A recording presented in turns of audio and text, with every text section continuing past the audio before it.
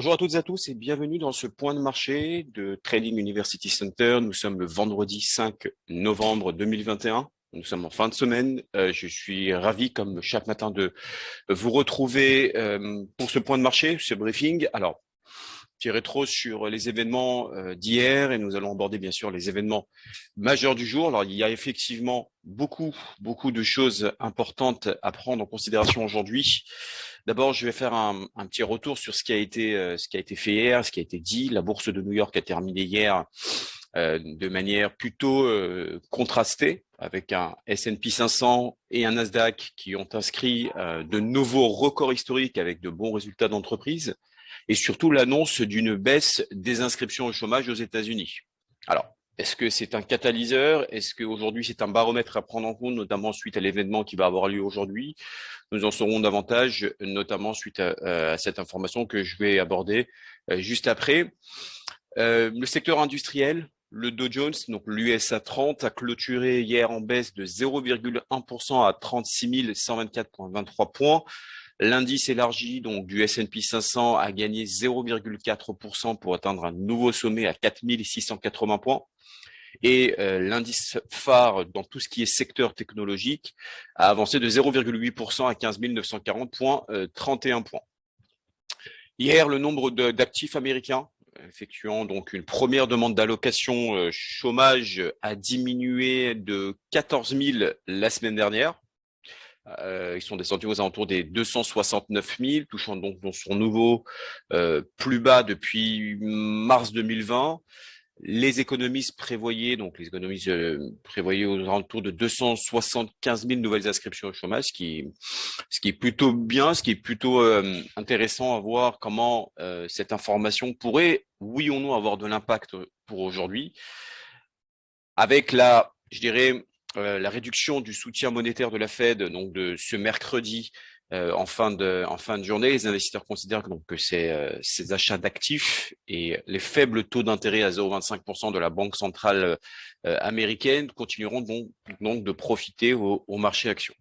Alors, Jérôme Powell, lui, le président de la Fed, a souligné donc mercredi un petit rappel que la Banque centrale se montrerait donc entre guillemets patiente avant de relever ses taux directeurs, donc courant 2022. Il y en a qui prévoient que ce sera en juin 2022, il y en a qui prévoient que ça sera fin 2022. En tout cas, cela permettra au marché de l'emploi d'achever un petit peu plus son redressement. Alors aujourd'hui, il y a quelques valeurs à suivre. Alors, de pouvoir bien évidemment aborder tout ce qui est intéressant à travailler aujourd'hui, je vous laisse tranquillement regarder l'avertissement légal au risque. Il faut savoir que, encore une fois, c'est très important, c'est que cette information, ce webinaire est uniquement à titre éducatif, pédagogique, informatif. Ce ne sont pas des conseils en investissement. Je vous laisse tranquillement lire cet avertissement au risque.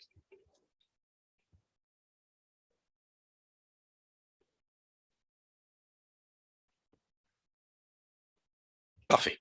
Alors, le fabricant de bus Qualcomm a publié mercredi soir des résultats trimestriels, annonçant donc plus de 13%, puisque les résultats sont sortis supérieurs aux attentes, et donc ça présente de bonnes perspectives pour le trimestre en cours. Vous avez vu aussi l'action Nvidia, que je vais aborder juste après, qui a battu donc de nouveaux records historiques portés donc par un avis favorable d'analystes de Wells Fargo qui juge que le fabricant de puces est bien positionné pour tirer profit du métaverse. Le titre a bondi de 12 ou 13%, 12% pardon, à 298,01 dollars et sa capitalisation boursière avoisine désormais les 750 milliards de dollars. On verra juste après comment Wells Fargo relève ses objectifs. Au niveau des actions d'entreprise, vous avez également, bien sûr, l'action euphorique Tesla, on en a parlé, qui continue son ascension puisqu'il a clôturé à plus 1,3%. Hertz également, dans tout ce qui est secteur automobile, a fini à plus 4,8%. Les deux, il faut savoir qu'ils sont en discussion au sujet de la cadence à laquelle le loueur automobile Hertz recevra, oui ou non, les 100 000 voitures qu'il a commandées donc à Tesla, donc au constructeur californien. Donc, on verra un petit peu comment ce dossier se projette. En tout cas, ils ont annoncé le 25 octobre pour rappel. Si vous vous souvenez bien, ils avaient annoncé donc le 25 octobre dans un communiqué qu'ils avaient passé une commande initiale de plus de 100 000 Tesla, en précisant que les livraisons de ces véhicules avaient déjà commencé et s'étaleraient jusqu'à la fin 2022. Concernant les GAFAM, vous avez Google hier qui a annoncé jeudi un partenariat avec l'opérateur de marché à terme CME Group qui a confié donc à la filiale, la filiale d'Alphabet, puisque Google c'est une filiale d'Alphabet, qui a fait hier plus de 1,4%. Donc il va y avoir effectivement une migration dans le cloud de ces infrastructures de training électronique. Il faut savoir que le groupe cherche également comment dirais-je, décrocher un important contrat d'informatique dématérialisé auprès du département américain de la Défense. Donc, on verra comment on va se projeter au niveau de cette action. Hier, Moderna, une forte chute qui a eu lieu hier puisque ils ont clôturé hier à moins 18% avec des résultats trimestriels bien inférieurs aux attentes. Pardon, son vaccin contre le Covid-19 ayant généré des ventes moins élevées qu'anticipées. En Europe, par ailleurs, les autorités britanniques ont annoncé jeudi soir avoir approuvé le traitement oral du Covid-19 qui est produit par Merck. D'ailleurs, je vous en parlerai juste après, Merck Company qui a fait plus de 2,1% et également Ridgeback Biotherapeutics.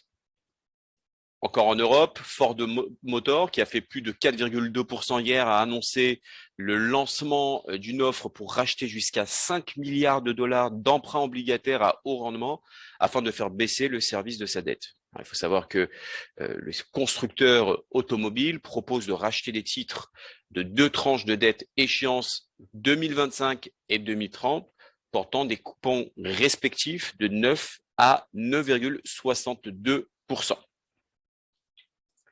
Au niveau macroéconomique, vous avez effectivement, donc nous sommes le premier vendredi du mois. Qui dit premier vendredi du mois dit rapport NFP, non-farm payroll, création d'emplois dans le secteur non agricole.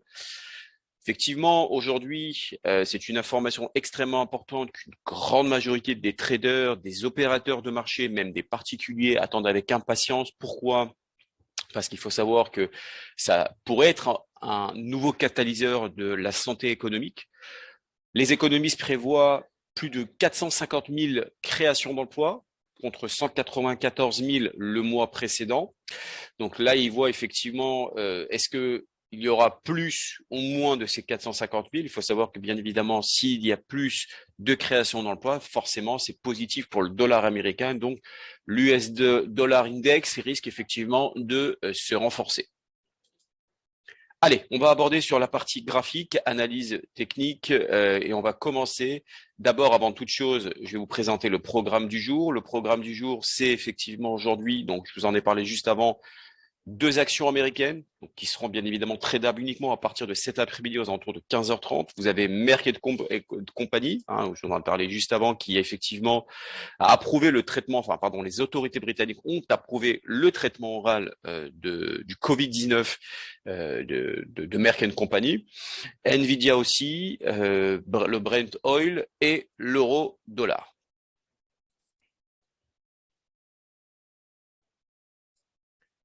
Alors, Merck Company, Merck Co, on va aborder la partie graphique.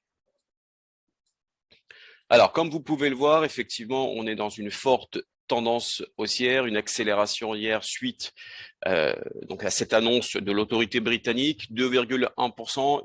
Merck et compagnie peut encore gagner encore 14,23%. Alors, il faut savoir que cette entreprise, bien sûr, est un laboratoire pharmaceutique américain. Elle emploie aujourd'hui plus de 680 000 personnes, 68 000 personnes dans le monde. Elle est d'ailleurs l'une des plus grandes sociétés pharmaceutiques mondiales, qui était filiale américaine du groupe Merck KGaA. Alors, il faut savoir que là, je suis sur un graphique en mensuel. Comme vous pouvez le constater, effectivement, juste un instant, hop, voilà. Comme vous pouvez le constater, on est sur une forte accélération. La deuxième bougie, c'est cette bougie mensuelle qui, pour le moment, annonce donc une accélération. La résistance ici est bien cassée. Elle est en train, en tout cas, d'être franchie, les 88,33%. Il faut savoir que quand on franchit une résistance techniquement parlant, on a effectivement, généralement, c'est annonciateur d'une accélération. La compagnie donc peut aller chercher les 14,23%. L'objectif, on verra un petit peu plus sur du moyen terme, notamment sur une unité de temps hebdomadaire. Vous avez effectivement ici, comme je vous l'ai vu juste en mensuel, donc on a une accélération cette semaine. Donc là, c'est la bougie hebdomadaire qui est en train d'effectivement de casser les 88,33%. C'était les niveaux de fin de l'année dernière, puisque le 16 décembre 2019, on est monté à plus de 87,74. Donc là, effectivement, c'est bien cassé. Prochain objectif, on est aux alentours des, je vais vous dire ça tout de suite, ça serait plutôt entre les 85,10 et 95,10 et 95,50, ça sera le futur objectif. Ensuite, si effectivement la résistance est franchie, on pourrait aller chercher les 98,20, 98,60, 60. Donc là, effectivement, on voit que hier, suite à l'annonce des autorités britanniques, on peut effectivement accélérer et aller chercher les 95, 40, 95, 10, 95, 50. C'est le niveau à laquelle Merck et compagnie peut aller chercher.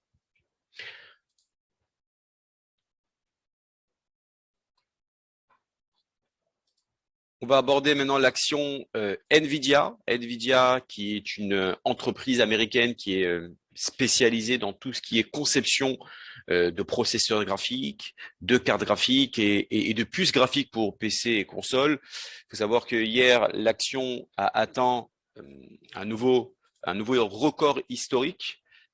Puisque hier, jeudi, en fin de séance, qui a été porté notamment par un avis favorable d'analystes de Wells Fargo, qui juge que le fabricant de puces s'est très bien positionné au niveau pour tirer profit du métavers. Donc, il a fait plus de 15%, puisqu'il est monté aux alentours des 306,6413 pour retracer légèrement, puisqu'on est fermé, on a fermé aux alentours des 298,01, comme vous pouvez le voir sur le graphique.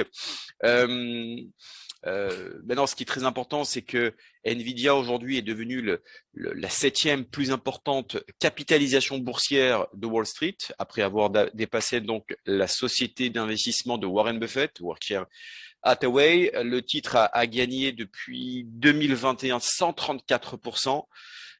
Si on regarde un petit peu le relèvement des objectifs de Wells Fargo, il passe de 245 dollars à 320 dollars. On va regarder au niveau graphique ce qu'on peut aller chercher. En tout cas, les analyses de Wells Fargo estiment que le métavers, qui est un univers virtuel dans lequel il sera possible dorénavant de commercer, de discuter, de communiquer, de se divertir, pourrait représenter un chiffre d'affaires potentiel de 10 milliards de dollars pour Nvidia au cours des 5 prochaines années, selon effectivement Wells Fargo, jusqu'à 20 millions d'ingénieurs et concepteurs dans le monde pourraient notamment donc se tourner vers la plateforme Nvidia, donc du fabricant de puces graphiques. Alors au niveau graphique, on voit effectivement qu'on a atteint un nouveau record historique. Là, je suis sur une bougie mensuelle. Je vais remettre des unités de temps un peu plus courtes. Donc on voit effectivement la tendance est fortement haussière.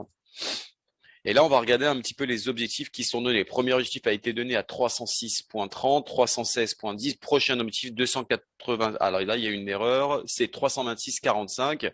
Je vais le rectifier tout de suite. Hop. 326,45. Ça sera le futur objectif. Donc déjà, d'aller chercher les 316,10, 320, comme l'a recommandé en l'occurrence comme on recommandait les analyses de Wells Fargo. En tout cas, c'est très très bien parti. On va regarder avec les retracements de Fibonacci, étant donné qu'il n'y a plus de résistance puisqu'on est sur des niveaux de record historiques. On va regarder ensemble ce que vont nous donner ces retracements de Fibonacci. On a effectivement dépassé même les 200% largement. Hop. Donc là, effectivement, on a une très bonne dynamique sur Nvidia. L'objectif, c'est les 316,10, 326,45. Donc, on peut aller chercher à peu près une douzaine de points, une douzaine de points, voire une vingtaine de points pour aller chercher les 316, 320.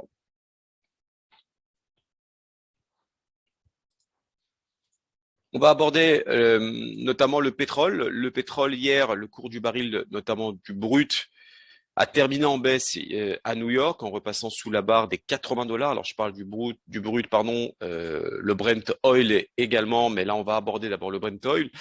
C'est la première fois que ça arrive depuis le début octobre. Alors, faut savoir qu'hier, c'était une séance assez volatile puisqu'il y a eu une décision de l'OPEP+, de ne pas accélérer la hausse de sa production et de procéder comme prévu à une nouvelle hausse de 400 000 barils par jour en décembre. Hier, après une première réaction positive, puisqu'effectivement le prix du baril a accéléré au départ, et après effectivement il y a eu un fort retracement. Alors, je pense qu'il y a quand même une confirmation des attentes, il y a surtout une confirmation d'une prise de bénéfice. Alors, la question clé est de savoir si et quand les producteurs de pétrole de schiste américains changeront de stratégie pour augmenter leur production. En tout cas, juste pour au niveau des chiffres, le contrat du baril, donc WTI, pour livraison en décembre, a fini en baisse de 2,5% à 78,80. Concernant le Brent Oil, qui est très corrélé donc au pétrole brut américain du WTI, là effectivement sur le graphique mensuel, comme vous pouvez le voir, on est effectivement sur des records de 2018. Donc, le marché risque effectivement de consolider légèrement. Pourquoi? Parce que tant qu'on est sous cette résistance majeure entre 83 et 86 en 2018, le marché a encore un potentiel de chute. Maintenant, si à la fin du mois, effectivement, on casse cette zone ici rectangulaire, puisque comme vous pouvez le voir, on a ici cette zone rectangulaire. Si le prix dépasse cette zone-là et qu'on passe au-dessus, à ce moment-là, c'est annonciateur d'une forte accélération. Il faudrait effectivement patienter jusqu'au moment où on casserait ce rectangle mensuel, donc cette résistance mensuelle. On va regarder ensemble sur de l'hebdomadaire. L'hebdomadaire, effectivement, on est sur cette forte résistance, donc de 2018. Le marché peut aller chercher ici cette Tenkan-sen qui pourrait faire appui sur le graphique, voire même rebondir sur ce niveau-là. Donc, il y a une zone intéressante à aller chercher au niveau achat sur cette zone. Donc qui serait à peu près aux alentours des 77,10, 77,10, 78,40, ça serait 78,40, 78,75. Cette zone-là pourrait être intéressant pour éventuellement renforcer des opérations. Donc vous avez en l'occurrence ce niveau-là que je vais même vous tracer, hop, ici. Donc vous avez effectivement cette zone-là, c'est une zone d'achat qui serait aux alentours donc des 76,45 et 78,58. Voilà, c'est cette zone-là où il serait susceptible de racheter du pétrole de la mer du Nord. On va regarder en journalier. Alors en journalier, on a effectivement des supports importants qui seraient aux alentours des 79,80. 79,80, ça pourrait être une zone clé où le marché pourrait se stabiliser. On a effectivement ici, on a un support oblique qui a été cassé. Donc là, effectivement, quand ça a été cassé, généralement, ça décélère. Là, on a un support. Casser ce support, on pourrait rebondir et aller chercher cette ancienne résistance graphique ici qui pourrait faire office de rebond. Donc là, on peut avoir un premier rebond dans cette zone-là, éventuellement un deuxième rebond dans cette zone-là si on veut profiter de la tendance de fond. En tout cas, les acheteurs pourraient se positionner à ce niveau-là. Enfin, quatrième actif, l'euro-dollar. Donc l'euro-dollar, bien sûr, on en a parlé il y a quelques jours de cela, toujours sous pression, toujours suite, bien évidemment, au fameux tapering de la réserve fédérale américaine, effectivement, l'euro-dollar qui reste dans une conjoncture fortement baissière, supportée par une accélération donc du dollar américain. Comme je l'avais présenté la dernière fois, on est sur un double top mensuel, hein, comme vous le voyez ici. Donc on patiente un petit peu au niveau des annonces et du rapport NFP qui aura lieu donc cet après-midi à 13h30 pour en savoir un peu plus. Puis on voit que les 1,15, 1,17 tiennent encore le coup, mais on voit que c'est sous pression. La bougie mensuelle ici, pour l'instant, présente ce qu'on appelle un doji qui est comment dirais-je, un chandelier d'indécision qui pourrait effectivement peut-être à ce moment-là annoncer peut-être une fin de décélération. En tout cas, les informations de cet après-midi pourraient être des informations importantes concernant la décélération ou pas de l'euro-dollar, donc d'une accélération du dollar américain. Il faut savoir qu'on est sur des grosses zones. Ici, c'est une grosse zone de résistance qui était effectivement résistance à l'époque, qui a été cassée par cette forte bougie haussière en 2017-2018. Ici, cette bougie a effectivement cassé, donc c'était le mois d'août, hein, le mois d'août 2020 de l'année dernière a cassé cette zone rectangulaire. Là, effectivement, on est en plein dedans. Généralement, quand on a un double top, statistiquement parlant, le marché continue de chuter. Hein, normalement, donc si effectivement c'est le cas, pourrait aller chercher les 1,14 927 qui sont les 50% des retracements de Fibonacci. Et si c'est le cas, on pourrait encore fortement chuter, aller chercher les 1,1290. En tout cas, ce qui est très important, c'est de suivre ce qui va être dit cet après-midi, qui pourrait être donc le catalyseur de cet actif. Voilà tout, je vous souhaite une excellente journée, un bon week-end et je vous dis à lundi pour un nouveau briefing.